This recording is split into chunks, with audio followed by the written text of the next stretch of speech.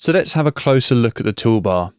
The toolbar is split up into independent modules, and you can choose which modules you can see by right-clicking on the top here. We can add everything. And I'm going to start by eliminating things we don't really care about. The first one being Ableton Link. We're not doing any of that. And synchronization, we're not doing any of that. And MIDI controls, we're not doing any of that. But you now know where they are.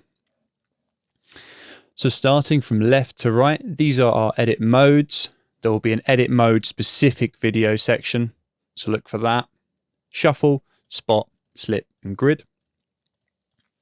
And these can be accessed using F1, 2, 3, and 4. Next, we have our zoom functionality. This will be the waveform height. This will be the zoom function in. Our zooms presets. Our toggle zoom. And this zooms in to a specific size that we request. Some other little tools here. We've got tab to transients. We've got link timeline selection, link track, link edit, follow playback, automation follows edit, mirrored MIDI editing, and layered editing.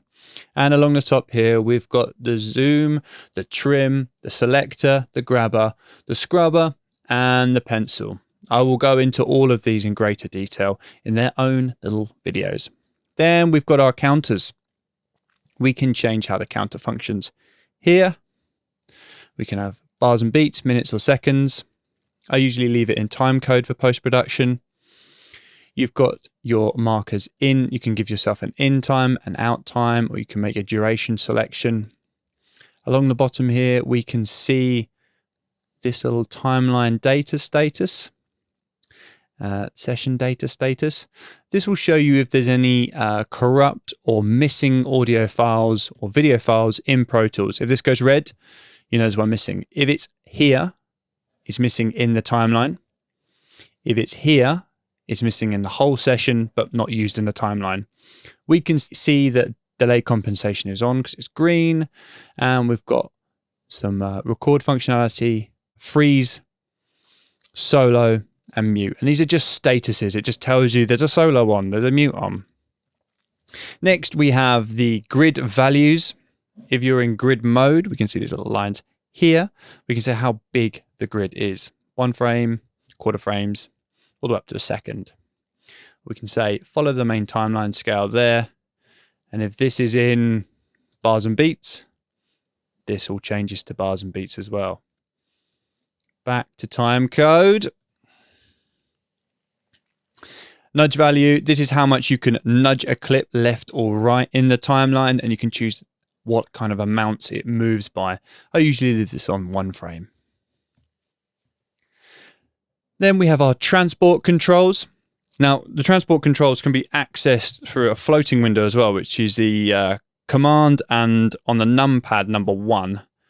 And that will open a little floating window if you so wish. So that'd be command and numpad 1 to hide, or control numpad 1 on a PC. We can set off things like pre-roll, post-roll. So when you hit space to play, what you'll do is with a pre-roll, it'll go back in time to a determined amount that you've decided. In this case, we could say 30 seconds.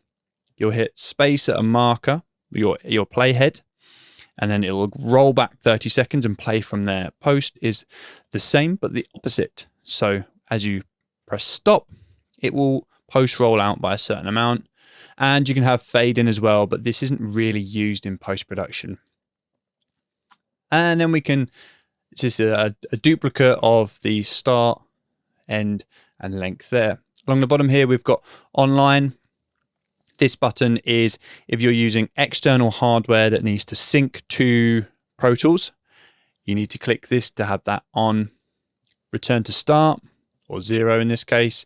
Rewind, fast forward, jump to end, stop, play, record. If you right click on play, you'll see there's some options here. half speed, prime, loop, and dynamic. I always like to have loop on, so if you make a selection, it will just keep looping and playing it to you.